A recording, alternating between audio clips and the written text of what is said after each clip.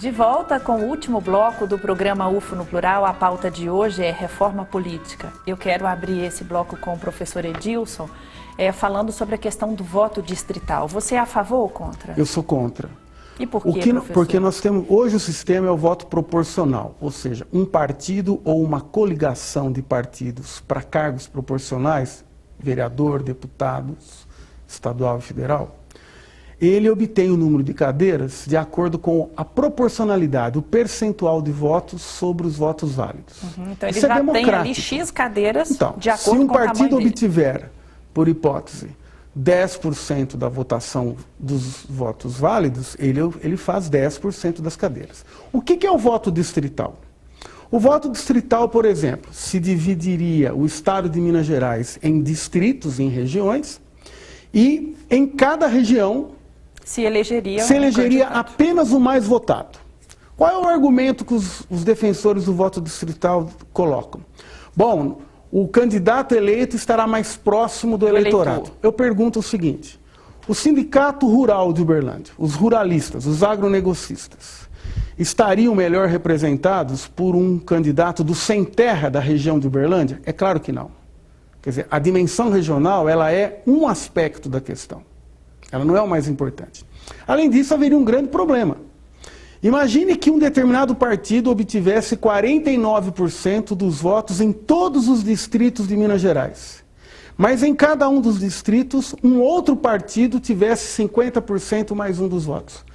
O eleitorado, que em 49% no estado todo escolheu o X, escolheu uma determinada representante. Quer dizer, 49% da vontade do eleitorado não se faria representar.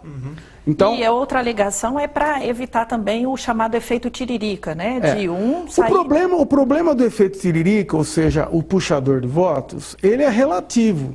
Porque por mais que nós tenhamos uma cultura política da desvalorização dos partidos, do voto na pessoa, ninguém se elege sozinho.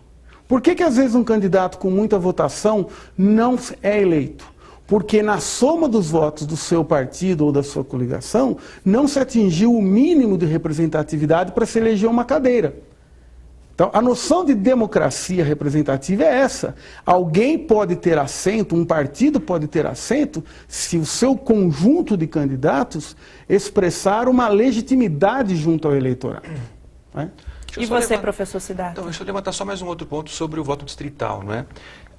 Por conta desse efeito, né, que o professor Edilson falou, em todos os distritos, o partido que tem 49%, ele vai perder, então, quer dizer que 49% da população do Estado não vai ser representada no parlamento.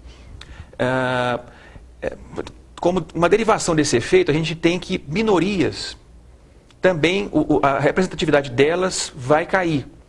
Porque, por exemplo, ativistas de movimentos como o movimento homossexual, movimento GLBT, movimento negro, movimento feminista, digamos que, então, no atual sistema, né, candidatos que representem movimentos como esse, eles conseguem colher votos, porque eles têm simpatizantes em todo o Estado.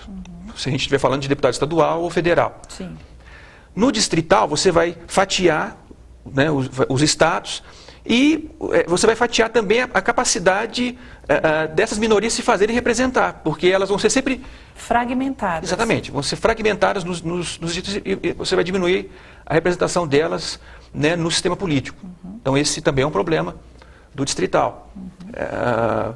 O processo de divisão dos distritos é um outro problema que talvez seja insolúvel, porque quem vai definir quais vão ser os distritos? O tamanho, né, de cada um. O tamanho deles, de cada distrito, né? Tudo bem, eles vão fazer uma conta, né, por número de eleitores, por exemplo. Mas mesmo assim você ainda vai ter um critério de arbitrariedade aí, porque, por exemplo, no setor em São Paulo ou em Minas, que o partido X é mais forte, aí quem é que garante que o distrito formado não vá ser formado de um modo tal que enfraqueça? Ou numa área em que tem um público melhor alfabetizado, e tudo isso acaba influenciando.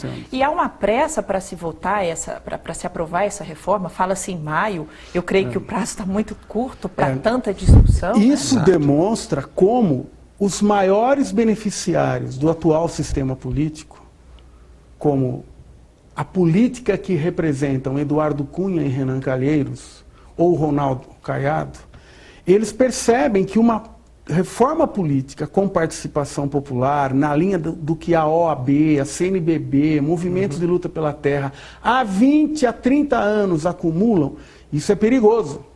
Então agora eles querem aprovar uma reforma a toque de caixa, com um verniz de mudança, sem alterar o fundamental, que é a PEC 352. É preciso barrar isso. É preciso barrar isso. Eu queria dar um outro exemplo de importância da reforma política. Hoje nós temos a seguinte situação. É possível haver coligação para cargos do Executivo, prefeito, governador e presidente. E é possível haver coligação para cargos proporcionais, vereador e deputados. Isso tem que mudar. A coligação não pode existir para cargo proporcional. Por quê? Imaginemos que um partido, uma legenda de aluguel, esteja coligada para prefeito. E o seu principal nome para vereador não consiga obter o percentual necessário para atingir o coeficiente eleitoral. O que é que esse partideco de aluguel faz? Ele negocia, estabelece um balcão. Olha, nós vamos nos manter coligados para prefeito, desde que possamos ter a coligação para vereador. E aí, na soma dos votos do partido que tem representatividade, esse partideco de legenda, essa legenda de aluguel, acaba ganhando. Isso burla a vontade do eleitorado. Então, uma outra reforma importante é o fim das coligações para cargos proporcionais. Fala-se também do fortalecimento dos partidos. Pois é, essa questão nos leva exatamente para... O fortalecimento dos partidos. Isso, para o tema do fortalecimento dos partidos, né?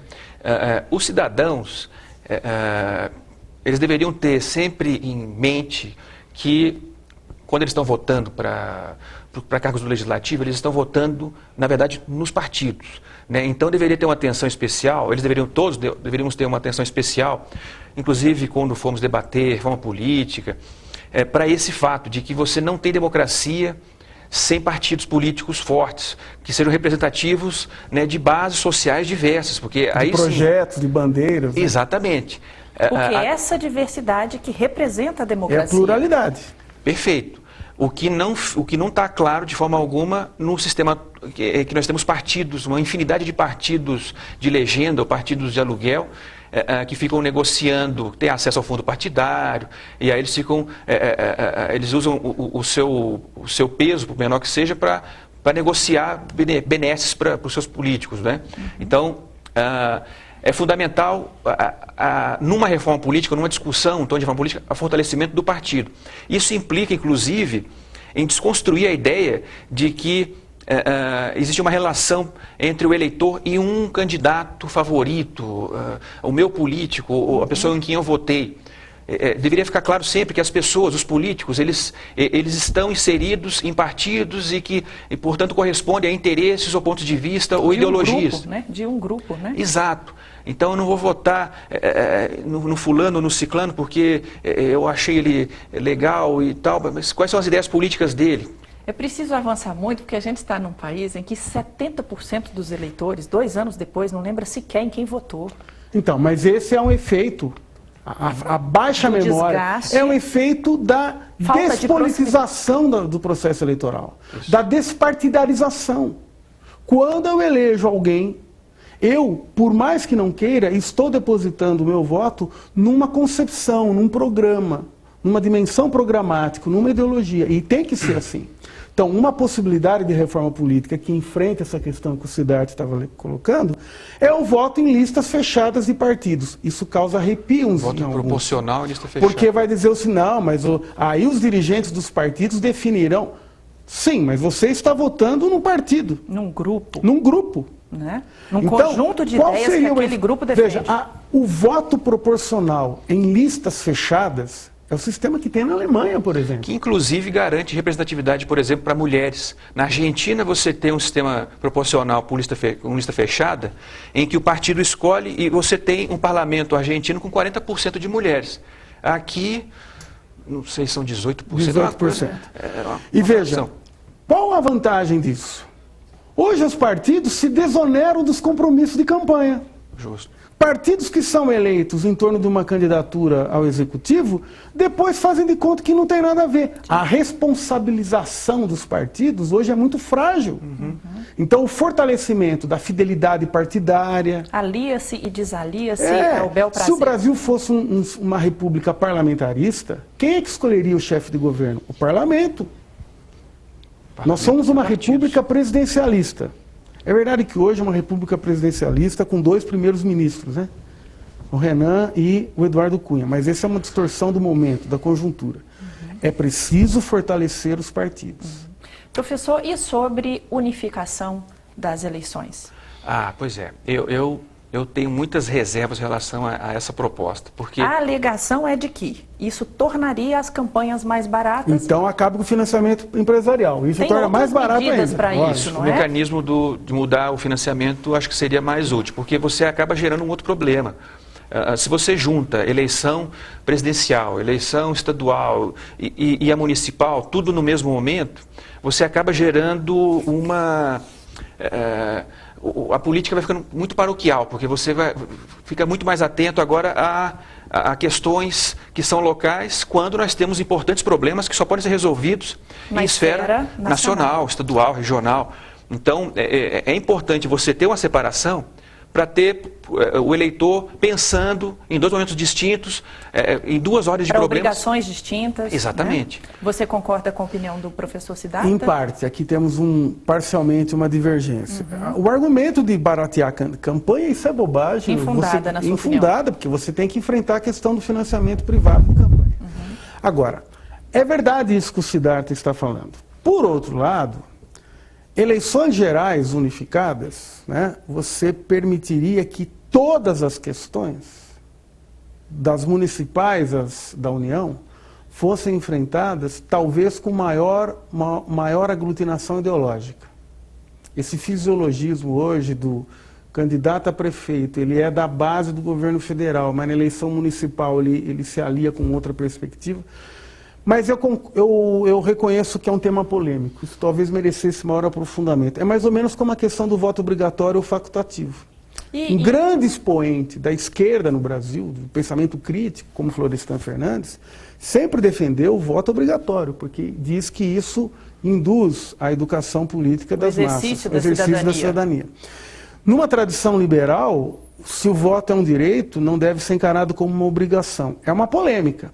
Eu tenho a impressão que esses temas que são um tanto quanto marginais, como voto facultativo, unificação das eleições, não serão objeto de uma reforma política no momento. Mas as questões centrais, sim. Fim da reeleição. Então, De qual? Só do executivo ou do legislativo também? Não, só o executivo. Então. Eu confesso que eu gosto do atual sistema, porque... De uma reeleição só. Isso. Eu também acho. De mandatos de 4 anos com a possibilidade de reeleição. Porque, nesse caso, a gente tem a possibilidade de continuação de um trabalho? Por um tempo. Justo. Se o trabalho está sendo bem feito, então ele vai ter chance de, dobrando o tempo, concluir várias coisas. Sim. O que fica impedido, aí você tem uma fragmentação grande se você acaba proibindo o Instituto da Reeleição, né? Ainda que você aumente o mandato para 5 anos. Né? Então eu gosto do sistema atual, em que você, né, o político, porque a crítica é, não, mas o político vai usar a máquina, etc e tal, mas o risco de usar a máquina sem reeleição também existe. Para você votar, você fazer um sucessor que não seja você, mas você pode usar a máquina da mesma forma, né? O problema de uso da máquina, quem tem que resolver é o judiciário. Um judiciário forte. Então, eu vejo assim. O que me deixa feliz em toda essa questão é a possibilidade da sociedade, da população, aprovar ou não, assinar, digamos, essa reforma. Aí nós estamos entrando na questão de qual é o mecanismo de confirmação do que for produzido em termos de proposta. Agora, para fazer isso, é preciso entendimento por parte do eleitor, da sociedade, né, professor? Eu acho que como instância de elaboração uma constituinte exclusiva seria interessante, mas há posições, inclusive no mesmo campo político que eu participo, que defendem que não, que deve ser por uma emenda constitucional. E eu sou a favor de que os grandes temas da reforma política, talvez todos, sejam objeto de plebiscito. E você, sobre tal assunto, vamos votar de um jeito ou de outro. Olha, eu confesso que eu fico um pouco temeroso de colocar a discussão de grandes questões, de grandes temas do sistema político num cenário atual, né? Porque você tem uma radicalização muito grande, você está tendo uma polarização, né, política ideológica muito grande.